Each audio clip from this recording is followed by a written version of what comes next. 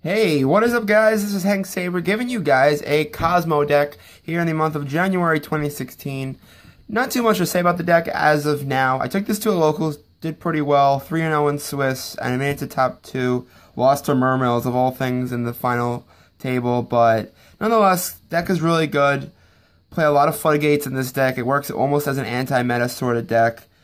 One thing to consider is that the deck is really not as high as hyped as Pepe and things like that, so people are starting to cite less and less for the Kozmo matchup, which gives this deck somewhat of an edge, and I feel like the deck wins a lot of degenerate games because of cards like Honest and Dark Destroyer. So, I mean, if you're looking for free wins, I think that this is the deck to do it with. I think that the deck actually works really well as far as its engine goes, and the new support will certainly help, but I feel like as far as brokenness goes, the better cards are already in this deck. So let's get into the deck, shall we? Start off, we play the best card, 3 Dark Destroyer. The card's broken on every level. One thing I'd like to say about this card is that it is good defensively and offensively. You can use this to pop your ships in the play where you have a ship on field and you summon Dark Destroyer, target the ship, destroy it, summon something else, and attack for just even more damage.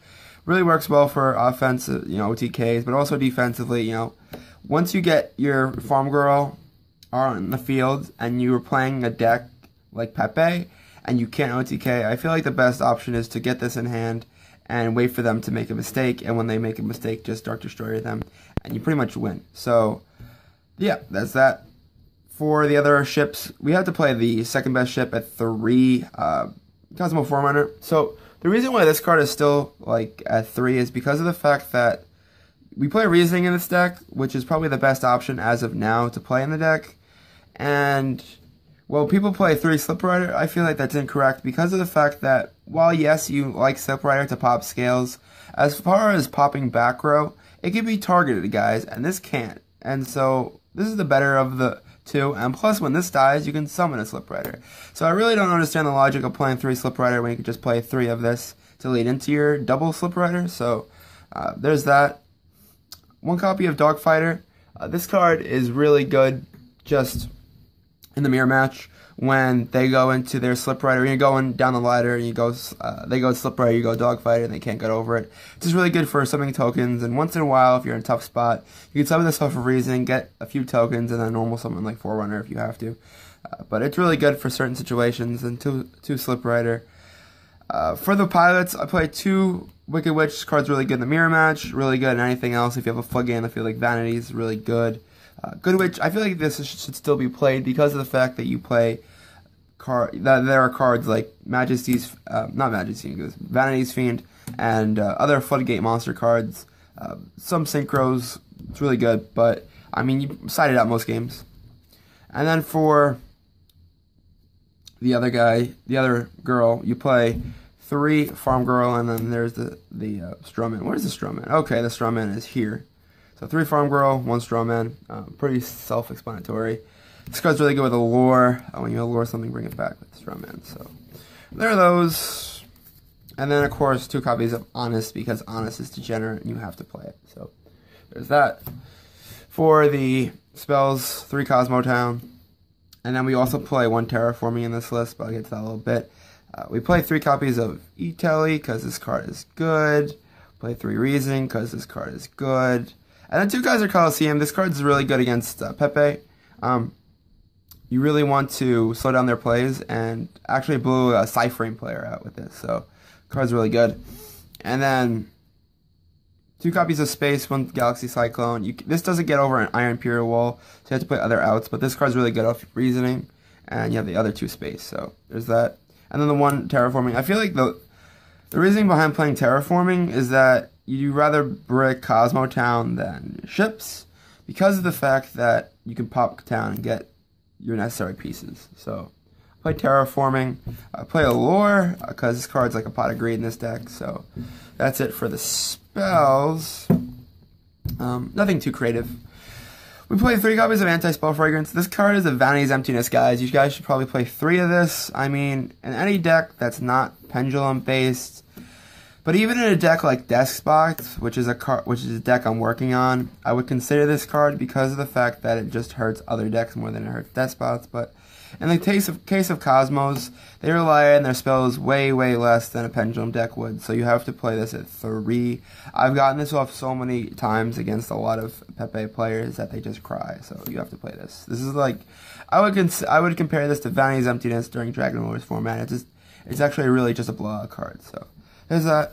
2 times space, cards relevant against every matchup, so you have to play this at 2, maybe even 3, but I will play it at 2. And then 1 Psalm and 1 Vanity. So 41 card main deck, guys. I don't really have a problem with playing 41 cards. I feel like playing the extra trap or 2 is not that bad, considering that you like to get into your traps off of a Kozmo town, or if you're going first, which is, this deck has such a terrible first turn. Playing the Anti-Spell Fragrances actually makes it a lot better, so. For the extra deck, which is probably the most irrelevant part, 2 Chimera Tech, which is good for Cyber Dragon contact using. And then I'm going to go down the ranks. 1 rank 8, I'll say. This card's really good if you have like Chimera Tech and a Dark Destroyer on the board, and you have a chance to pretty much drown them out. I mean, you can just Alsay into something, and then you call a card. You can call Raising, Etelli, Kozmo Town, whatever. If you call it right, you get to add it to your hand, yay. If you call it wrong, detach 1 and send any card on their side of the field to top or bottom of the deck. Really good. Gaia Dragon for the Volcasaurus. This play is decent, but you barely go into it. Play Pleiades, Diamond, and Ptolemaeus package. This package is really good. It shuts out the mirror match if you're worried of their Dark Destroyer, so there's that. Cowboy and Heartland for game. Demdire for back row. Honor's Arc for, I guess this is like the best defensive rank 4. And then Dweller, Castell. Probably these 2 are the most that you go into the most. And then 1 Z-Mains for the rank 3. That's the extra deck. It really doesn't matter what you play in that. Just play the Teller Knight package. It's really good. For the sideboard, play 3 Cyber Dragon. This is better than core in this version of the deck because we play the 2 Majesty's Fiend and Stormforth. So, like, this is really important because if you go into Cyber Dragon, you can special this and the normal Majesty's Fiend, but you can also just Stormforth for a Cyber Dragon if you need to, or Stormforth for a Majesty's Fiend. So these cards have like great synergy together, more so than a core would, because you have to normal summon the core if you didn't already have 1 engraved. So we play like the whole package of this. This is really good just for the mirror match. It's also good against Rogue, but it's decent enough. I play 1 Raigeki. This card's really bad if you go first. Again, this deck has a lot of trouble going first, so I would decide this in going second, pretty much against any matchup. Really doesn't matter. And then 2 Storms. This card's really good. It turns dead Anti-Spell Fragrances into just Storm fodder. I Storm for like 3 or 4 once. It's really rewarding. So play Storm, and then I play Skill Drain, and then like sort of somewhat random Storming Mirror Force. The card's good in the mirror match, but it's also good against like Black Wings, and sometimes you run into like a Rogue player. It's really good. And then also good against Rogue is 2 Grand Horde. I thought 3 was a little cocky, but 2 was good enough. So anyway, guys, that's my Kozmo list. I feel like despite the lack of creativity that the deck offers, I feel like the deck is still really prominent as far as winning goes. If you guys want to pick up a deck that actually could play some anti-meta choices like Anti-Spell, and a deck that can actually win a lot of easy matches, especially at the local level, I win a lot with this deck, and easy enough. Like, I beat my top 4 match in like 2 seconds maybe, and the other guy was also undefeated, so, I mean, this deck is just too good. And so, while you might not win all your matches against Pepe, if you play the matches right, if you hold the Dark Destroyers long enough, until the last moment possible when they try to go for game, then you have a better chance of winning.